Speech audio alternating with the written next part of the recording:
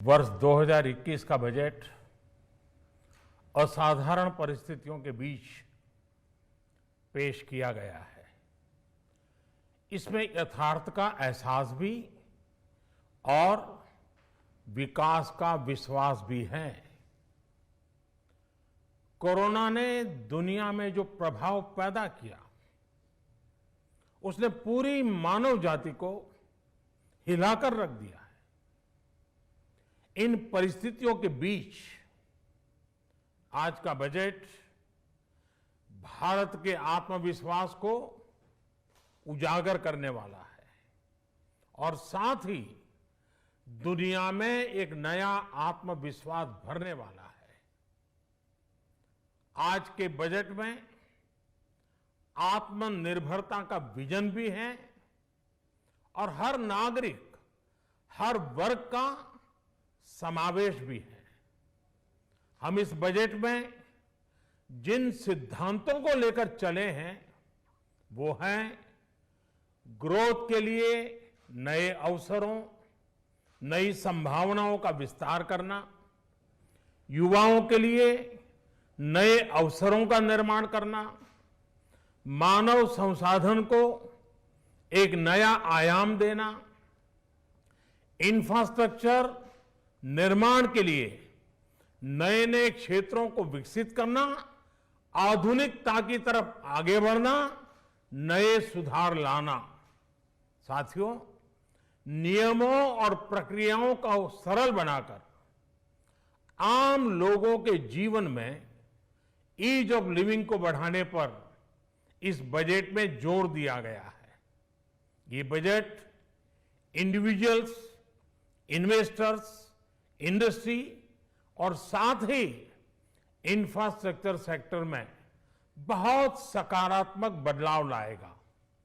मैं इसके लिए देश की वित्त मंत्री निर्मला जी को और उनके साथी मंत्री अनुराग जी और उनकी टीम को बहुत बहुत बधाई देता हूं। देश में एग्रीकल्चर सेक्टर को मजबूती देने के लिए, किसानों की आय बढ़ाने के लिए इस बजट में बहुत जोर दिया गया है। कई प्रावधान किए गए हैं।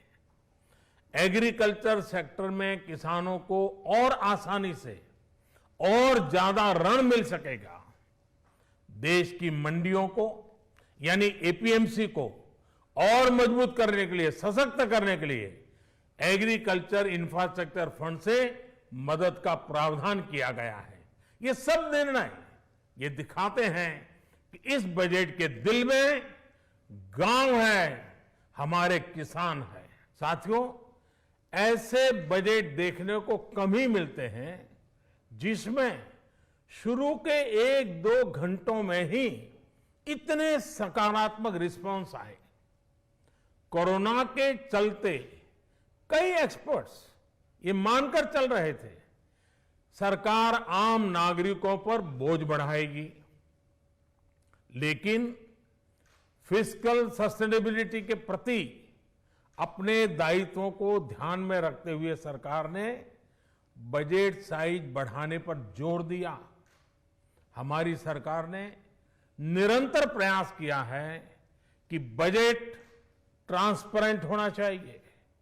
मुझे खुशी है कि आज अनेक विद्वानों ने इस बजट की ट्रांसपेरेंसी की सराहना की है कि इस बजट में दक्षिण के हमारे राज्य, पूर्वोत्तर के हमारे राज्य और उत्तर में लेह लद्दाख जैसे क्षेत्रों में विकास पर विशेष ध्यान दिया है। ये बजट भारत के कोस्टल स्टेट्स जैसे तमिलनाडु, केरल, पश्चिम बंगाल, इनको एक बिजनेस पावर हाउस बनाने की दिशा में एक बड़ा कदम उठाए। नॉर्थ ईस्ट के राज्य जैसे असम के अनएक्सप्लोर्ड पोटेंशियल को टैप करने में बजट बहुत बड़ी मदद करेगा।